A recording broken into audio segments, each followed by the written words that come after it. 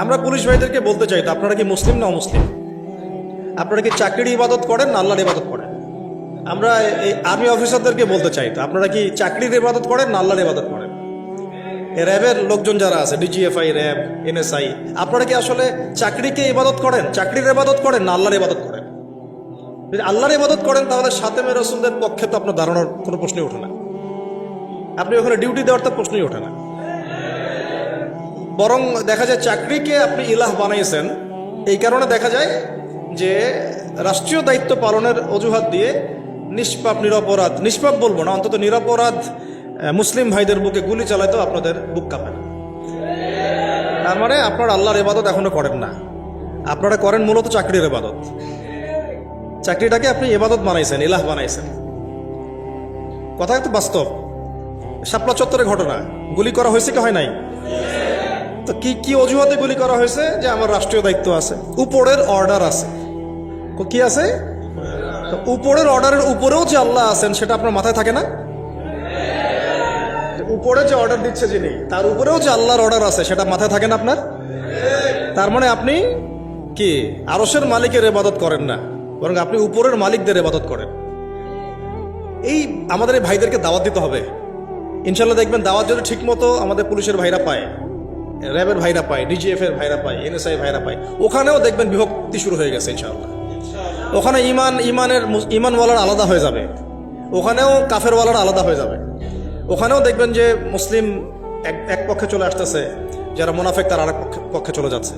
এই যে বিভাজনটা, এই বিভাজনটা আমাদের সমাজটার এখন সবচেয়ে বড় জরুরি বিষয়। সমাজটাকে ইমান এবং কুফর দুটো শিবিরে বিভক্ত করে ফেলা, এবং সেটা শুধু আমাদের দিনদার মানুষদের মধ্যে থাকলেই হবে না, প্রত্যেক ডিপার্টমেন্টে এটাকে ছড়াইতে হবে। ওনারা কি মুসলিম না? নামাজ পড়ে না, রোজা রাখে না, হজমরা করে না? তাহলে কেন তারা কাফেরের পক্ষ নিবে? কেন জালেমের পক্ষ নিবে? কেন মুরতাদদের পক্ষ নিবে? কেন মুনাফিকদের পক্ষ নিবে? তাদের কি ইমান নাই? এই যে তারা তো নিজেরাই সাক্ষী দিবে যে এটা জুলুম হচ্ছে। তাদের বিবেকই বলবে যে আমি জুলুম করছি। তাদের রাত্রে ঘুম হয় না। আপনি গিয়ে দেখেন যারা যারা এইভাবে মানে এই জুলাইয়ের সময় বহু ছাত্র ভাইদেরকে যারা খুন করছে, হত্যা করছে, ও তাদের নিজে ঘুমই হারাম হয়ে গেছে। ঘুমাইলেও দুঃস্বপ্ন দেখে তারা। হ্যাঁ, এটা মানুষের ফিতরত। কিন্তু আপনাদের সামনে উপায় আছে, খাস তওবা করে ফিরে আসলে আল্লাহ এখনো মাফ করতে পারেন। আপনাদের সামনে একটা খালি মিসাল দিয়ে দিই। খালিদ বিন ওয়ালিদ রাদিয়াল্লাহু আনহু, নাম শুনছেন না? উহুদের যুদ্ধে তিনি কাফেরদের পক্ষে ছিলেন। উহুদের যুদ্ধে কার পক্ষে ছিলেন? কাফেরদের পক্ষে ছিলেন। এবং তার একক প্রচেষ্টায় প্রায় বলা যায় যে 60-70 জন মুসলমান শহীদ হয়ে গেছে। যুদ্ধ শুরুর দিকে তো আমরা জিতে গেছিলাম, এবং তিনি পিছনের দিকে সুযোগের অপেক্ষা করছিলেন। যখন জাবাল রুমা থেকে সাহাবায়ে কেরাম নেমে আসলেন আল গানিমা বলে, তখন তিনি পিছন দিক থেকে 100 ঘোড়সাওয়ার নিয়ে এসে আক্রমণ করলেন। করে যুদ্ধের পুরো গতিপথই পরিবর্তন হয়ে গেল। আমরা সাময়িকভাবে বিপর্যয়ের সম্মুখীন হয়ে গেলাম। এমনকি নবী সাল্লাল্লাহু আলাইহি ওয়াসাল্লামের দাঁতও শহীদ হয়ে গেল। বহু সাহাবায়ে কেরাম অল্প সময়ের মধ্যে শহীদ হয়ে গেলেন। এমনকি হামজা রাদিয়াল্লাহু আনহুও শহীদ হয়ে গেলেন। তো এটার মধ্যে সবচেয়ে বড় ভূমিকা কার ছিল? খালিদ বিন ওয়ালিদ রাদিয়াল্লাহু আনহু। এরপরে তিনি মুসলিম হয়েছেন। মুসলিম হওয়ার পরে তিনি আরো 100টা যুদ্ধ করেছেন ইসলামের পক্ষে, এবং কোন যুদ্ধে তিনি পরাজয় বরণ করেন নাই। ওই খালিদ বিন ওয়ালিদ রাদিয়াল্লাহু আনহুর হাতেই সিরিয়া বিজয় হয়েছে, পারস্য বিজয় হয়েছে, হীরা নগরী বিজয় হয়েছে, মাদিয়ান বিজয় হয়েছে। তারপরে আপনার ওই যে বাহরাইন, ওই যে জর্ডান, এই সব জায়গাগুলো বিজয় হয়েছে কার হাতে? এই খালিদ বিন ওয়ালিদ রাদিয়াল্লাহু আনহু। তা আমরা চাই আমাদের আর্মির ভাইরা, র্যাবের ভাইরা, পুলিশ প্রশাসনের ভাইরা, আপনারা খালিদ বিন ওয়ালিদ হয়ে যান, আব্দুল্লাহ বিন উবাই হয়েন না। আপনারা পারলে খালিদ বিন ওয়ালিদ হন, আব্দুল্লাহ বিন উবাই হয়েন না। আব্দুল্লাহ উবাইকে তো চিনেন নাকি? এটাও ব্যাখ্যা করতে হবে। ওই উহুদ যুদ্ধের দিন গেছিল সাথে, চলো আমরা যুদ্ধ করতে যাব। যেই শুনছে যে এখানে বাপরে বাপ মুশরিকদের সংখ্যা তো প্রায় 3000, তখন ওই 300 সৈন্য নিয়ে উল্টা দিকে টান দিয়েছে আর কি।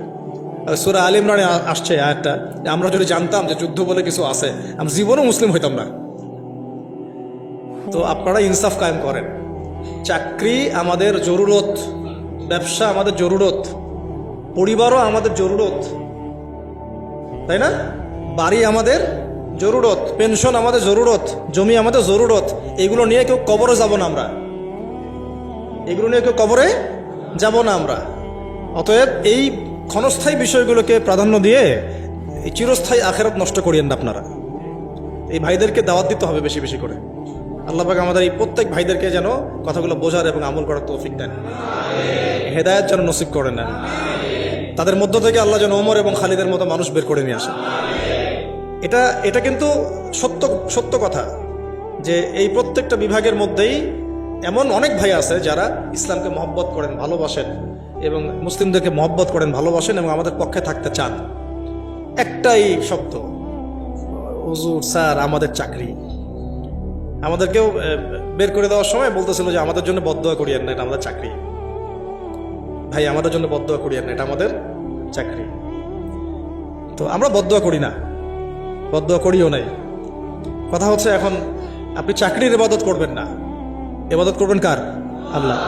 যে চাকরি আপনাকে জুলুম করতে বলবে ওই চাকরি আপনি ছেড়ে দিয়ে চলে আসবেন। যে চাকরি আপনাকে নিরপরাধ মানুষের উপর গুলি চালাইতে বলবে ওই চাকরির মুখে লাথি মেরে চলে আসবেন আপনি। আর যে আদর্শ আপনাকে আল্লাহ এবং তার রাসূলের পক্ষে নিয়ে আসবে তার জন্য আপনি জীবন উৎসর্গ করে দিবেন। এইরকম যদি ইমানদার হইতে পারেন ইনশাআল্লাহ আগের সব গুনাহ আল্লাহ মাফ করে দিতে পারেন। এমন হাদিস আছে, দুই ব্যক্তিকে দেখে আল্লাহ পাক হাসবেন কিয়ামতের মাঠে। আল্লাহ পাক কেমন করে হাসবেন ওইটা আবার ব্যাখ্যা করার দরকার নেই। এই হাসি মানে আমাদের হাসি কখনোই না, এটা আল্লাহর শানের মতো। আল্লাহ ভালো জানেন, আল্লাহু আ'লাম বিস-সাওয়াব। আমরা জানি না, যতটুকু এসেছে এতটুকু বললাম। কোন দুই ব্যক্তি? একজন ব্যক্তি আগে কাফের ছিল, মুসলিমদের বিরুদ্ধে যুদ্ধ করে কোনো মুসলিমকে শহীদ করেছে। পরে সেই ব্যক্তি আবার মুসলিম হয়ে ইসলামের পক্ষে যুদ্ধ করে আবার শহীদ হয়েছে। এই দুই ব্যক্তি একসাথে জান্নাতে যাবে। আল্লাহ রাব্বুল আলামিন দেখে হাসবেন, এই দুই ব্যক্তি কিভাবে জান্নাতে যাচ্ছে।